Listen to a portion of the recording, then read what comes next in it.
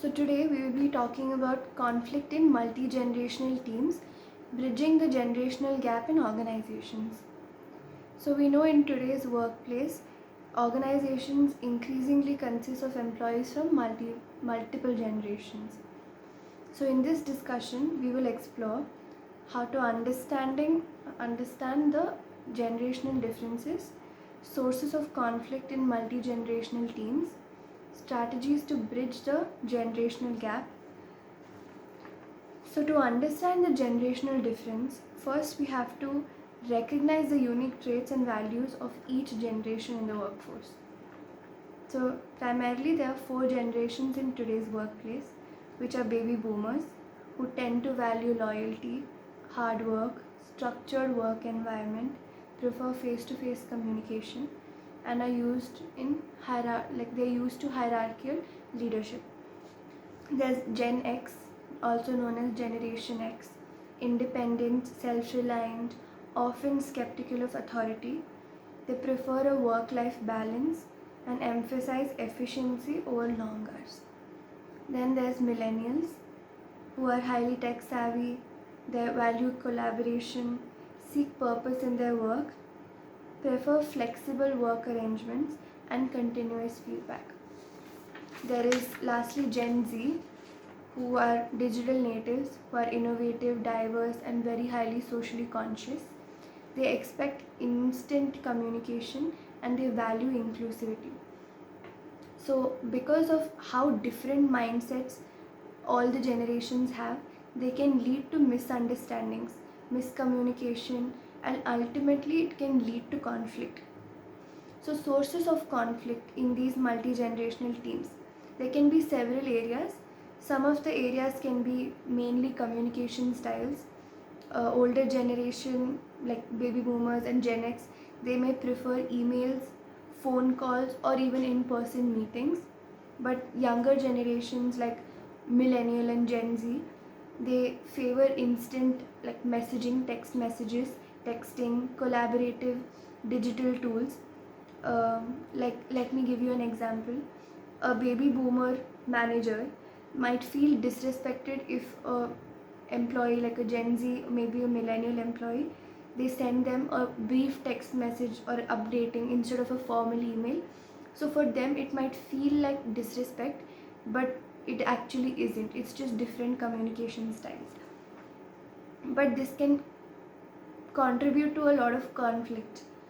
Work ethic and expectations is also one such area. So baby boomers and Gen X, they tend to prioritize long hours and more traditional methods of productivity. But millennials and Gen Z, they value results over the amount of time put in. And they also tend to work smart instead of working hard. Like example, a millennial may complete work efficiently in a few hours, while a baby boomer, like their colleague who is a baby boomer, might perceive this as a lack of dedication. Next one could be attitude towards authority and leadership. Baby boomers and Gen X, they respect hierarchical leadership.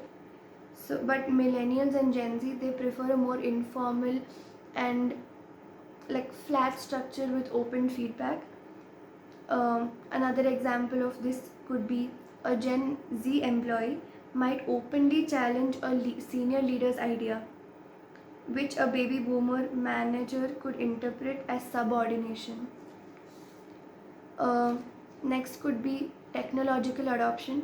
We all know that older employees they tend to struggle more with rapid technological advancements, and younger employees would not, because they are more adapt to it. Example, Gen Z employee may be frustrated by a baby boomer's reluctance to use a particular digital tool, leading to inefficiencies. So the main thing of like the solution to this would be how to how, in which ways, like what kind of strategies can be used to bridge this generational gap. So basically we can encourage cross-generational mentorship, pair younger employees with older colleagues to exchange knowledge, like reverse mentoring. Even younger employees can help the seniors. Implement flexible communication approaches, that whatever anybody, like, you can train them that whatever anybody feels comfortable to, they can try it and do it in that. And encourage respect for the different preferences. Promote a culture of more inclusivity and mutual respect, irrespective of the experience and how old they are and how much, like, the seniority. Encourage open dialogue irrespective of generational differences, to just be respectful and openly communicate their feelings.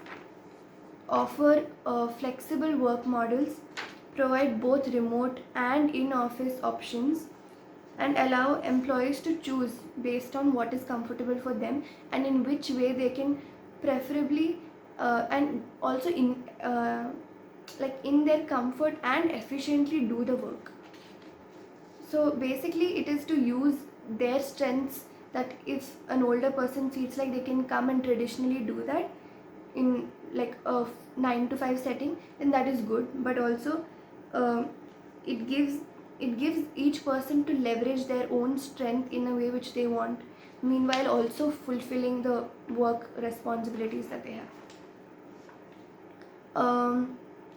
So basically, in conclusion, I would like to say that managing conflict in multi-generational teams requires an understanding of each, like, the generational traits, what is the source of tension, proactive strategies, and also fostering mentorship, adopting flexible communication, and promoting inclusivity in organizations. Everybody can create a collaborative, more harmonious work environment. So the key is not eliminating the difference, but leveraging them and using that as a strength to complete the work and also enhance organizational success. Thank you.